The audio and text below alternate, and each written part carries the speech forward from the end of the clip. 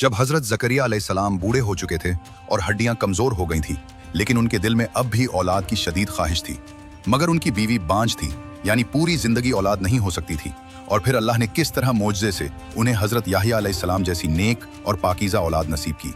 ये उस वक्त की बात है जब हजरत जकरिया अलैहिस्सलाम बैतुल मुक़द्दस की मस्जिद के निगहबान और इमाम थे।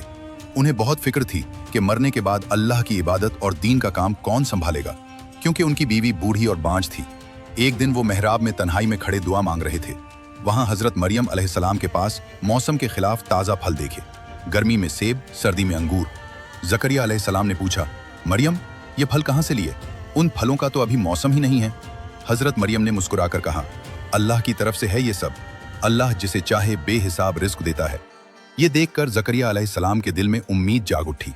उन्होंने फौरन अल्लाह के सामने हाथ उठाए और रो रो कर दुआ मांगी, ऐ मेरे रब, मेरी हड्डियां कमजोर हो गईं, सर सफेद हो गया, मैं तेरी बारगाह में कभी खाली हाथ नहीं लौटा। मेरी बीवी बांझ है, मुझे डर है कि मेरे बाद कोई नेक वारिस ना हो। ऐ अल्लाह, मुझे अपनी तरफ से पाकीज़ा और नेक बेटा अता फरमा। दुआ मांग ही रहे थे कि अचानक फरिश्ता आया और खुशखबरी सुनाई, ऐ जकरिया, अल्लाह तुझे बेटे की बशारत देता है, इसका नाम याहिया होगा। इससे पहले इस नाम का कोई नहीं रखा गया। जकरिया अलैहिस्सलाम हैरान हो गए, बोले, ऐ अल्लाह, बेटा कैसे होगा? मैं बूढ़ा, बीवी बांझ है।